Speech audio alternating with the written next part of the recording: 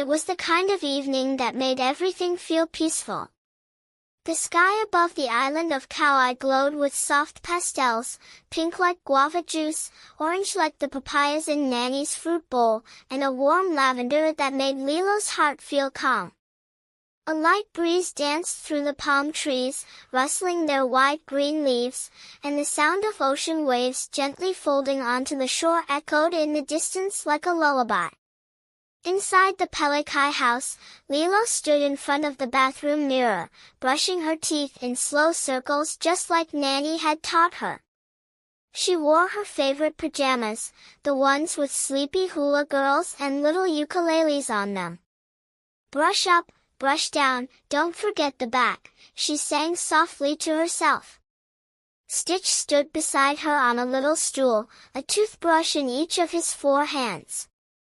He was making ridiculous faces in the mirror, his tongue lolling out, his nose scrunching, his ears flipping upside down. "Stitch!" Lillo laughed with a mouth full of foam. "You're supposed to brush, not make scary alien faces. Mega Brusha expert," Stitch declared proudly, scrubbing his sharp teeth so fast the brush started to smoke. Lillo spit into the sink and rinsed her mouth. "You're gonna wear your enamel off." "What's enamel?" "It's the stuff that keeps your teeth shiny. You need it." "Okay. Stitch save enamel," he said, dropping all 3 toothbrushes at once with a splat. Nanny poked her head into the bathroom doorway.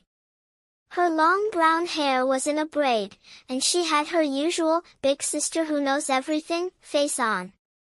"All right, bedtime is in 10 minutes. That means no running, no climbing, no science experiments, and absolutely no explosions, got it?" "No promises," Stitch said under his breath.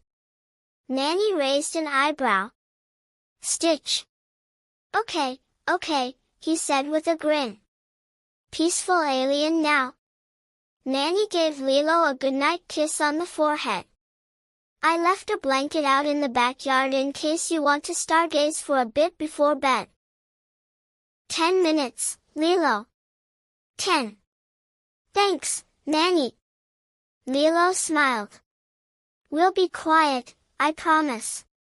The backyard was still and glowing with the golden light of sunset. The plumeria trees near the fence swayed gently, their flowers releasing a soft, sweet scent into the air. Lillo and Stitch stepped onto the grassy hill where they loved to lie down and look at the sky. The blanket Nanny had left out was spread perfectly across the hill, big enough for both of them to sprawl on, with pillows at one end and a flashlight tucked between them. Lillo flopped down dramatically. "Ah, the sky is perfect tonight." Stitch stretched, twisting his furry blue arms above his head before flopping onto his back. "Look! Cloud that look like pineapple." "That's just a lumpy cloud," Lillo giggled. "But okay, sure.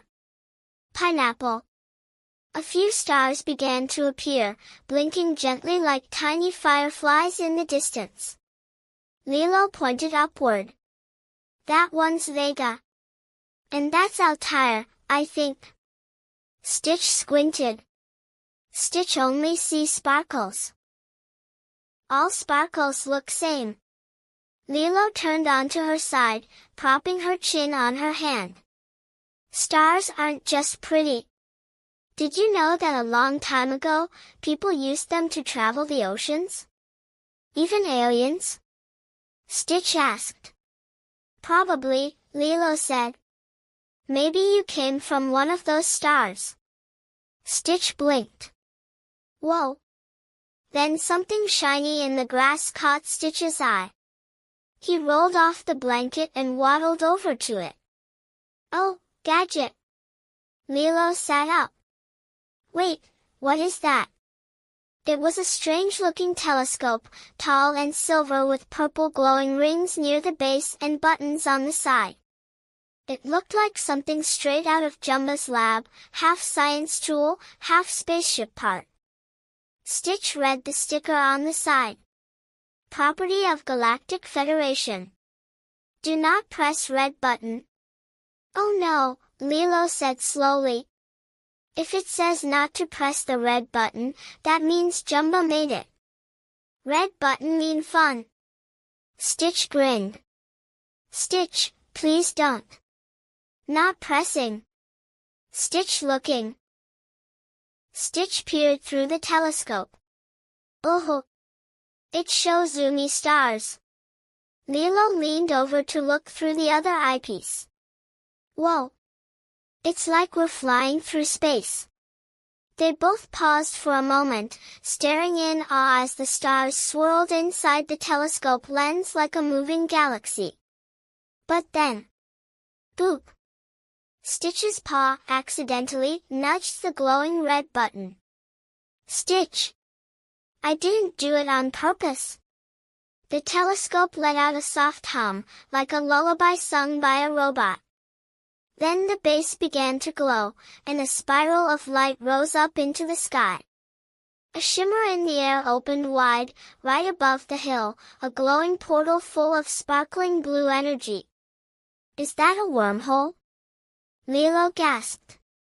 Looks like donut made of light. Stitch said, licking his lips. A breeze picked up, swirling around them. The stars above seemed to dance, and the sky shimmered like water. Then, before they could even scream, the portal pulled them up into the air, lifting the blanket right off the ground with them. Yeah!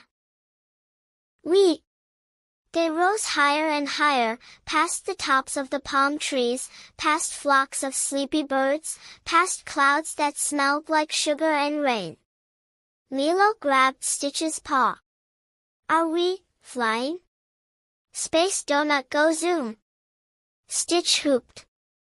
And then, poof, they were gone. With a gentle bump, Lillo and Stitch landed on something soft, fluffy, and cool beneath them. Lillo blinked. Are we on a cloud? Stitch rolled over and stuck his paw into the puffy surface. It gave a little squish, like marshmallow foam. Cloud bed, he shouted, flopping belly first and bouncing slightly. Best landing ever! Lillo sat up slowly. The sky above them was no longer just a night sky, it was a glowing expanse filled with deep blues and swirling starlight. Giant glowing constellations twinkled in slow motion, and floating islands of cloud drifted lazily across the vast space. Gentle breezes carried the scent of moonlight and something that smelled like sweet vanilla. A soft giggle echoed from behind them. Did the star giggle? Stitch asked, ears twitching. They turned to see a small, twinkling being floating just above the cloud's surface. It was shaped like a tiny five-pointed star, with a glowing golden outline and two gentle eyes that blinked sleepily. Its light pulsed like a heartbeat. Hello, it said in a voice like wind chimes. I'm Twinkle. You must be Lillo and Stitch. Lillo gasped. You know our names? Twinkle nodded. I made a wish for help, and the telescope brought you. It only finds the bravest dream friends. Stitch puffed up. Stitch is brave. Stitch battled giant mosquito robots and lava snake aliens. Lillo nodded. And we're good at helping. What's wrong, Twinkle? Twinkle floated in a slow loop. The baby stars can't sleep. They're scared because the moonlight has gone missing.